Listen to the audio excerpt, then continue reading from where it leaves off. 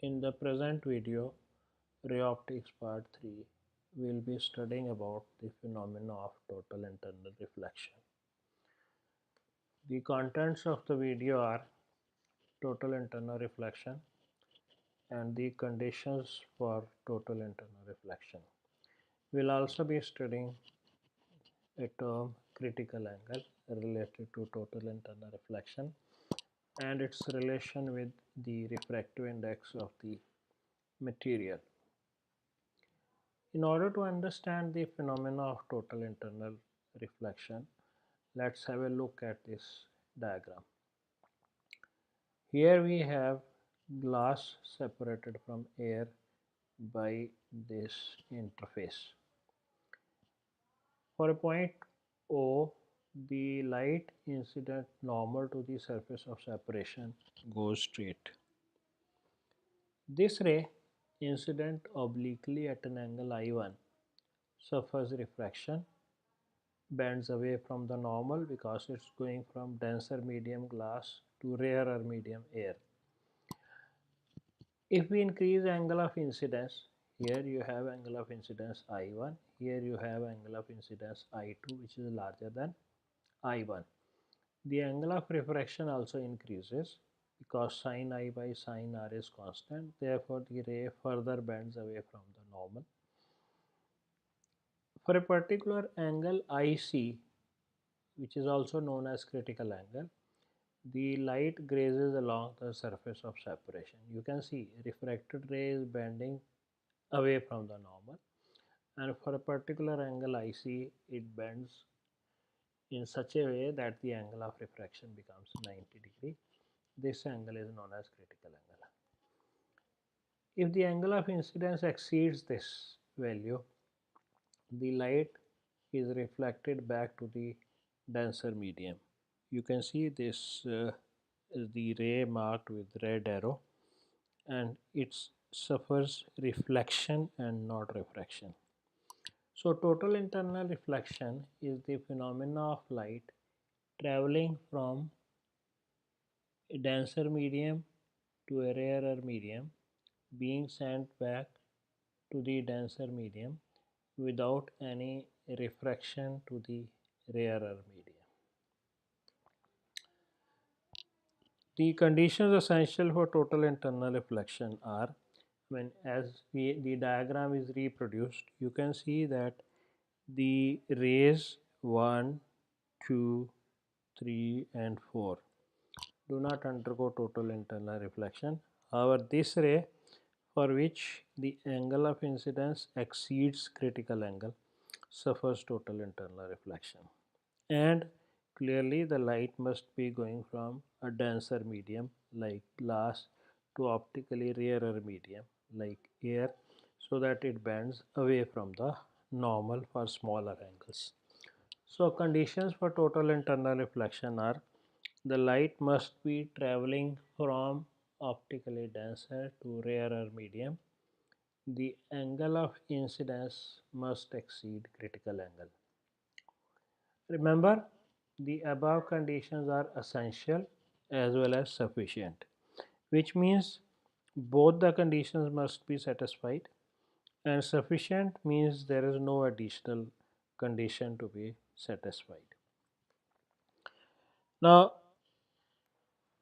this diagram helps us define critical angle.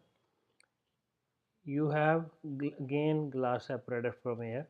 Consider an incident ray OA which for which the refracted ray grazes along the surface of separation of glass from air, that is angle of refraction is 90 degree.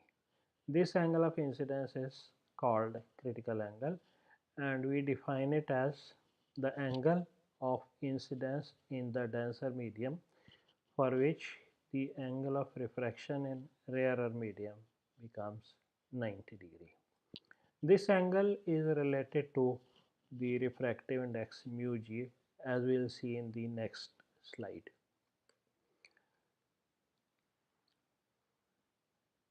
For light incident at critical angle, that is IC, the angle of refraction is 90 degree by definition of critical angle. So we have refractive index of glass as sine of angle in air to sine of angle in glass. Now angle in air is 90 and angle in glass is IC, the critical angle. So this ratio you can write as sine 90 over sine IC. Using sine 90 as 1, you get mu, the refractive index of glass, equal to 1 over sine of critical angle. This is the desired relation between refractive index and the critical angle. Clearly, refractive index is inversely related to sine of critical angle.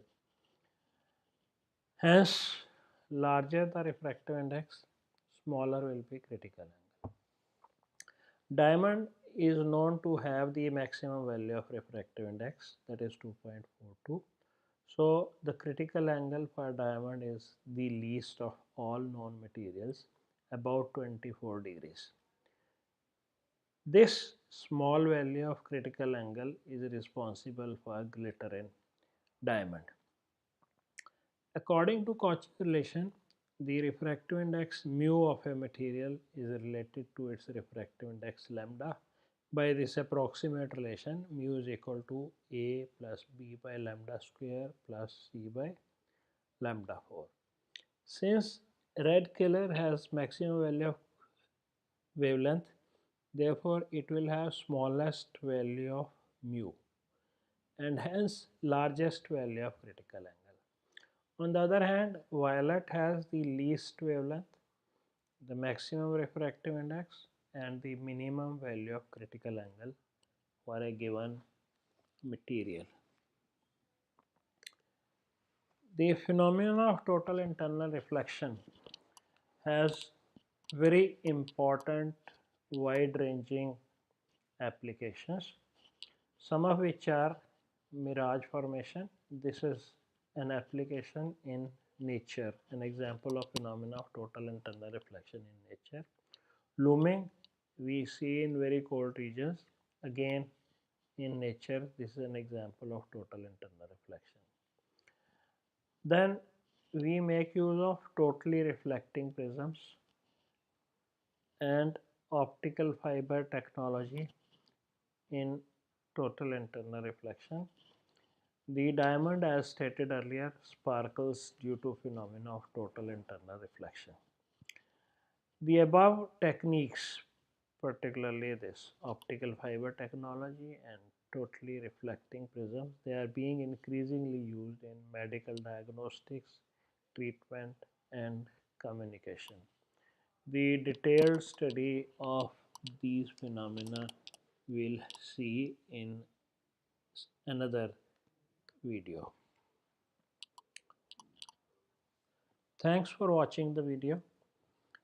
For feedback, you can write to ikg54@yahoo.co.in and you may visit www.physicsbeckons.com for more topics. Thanks again.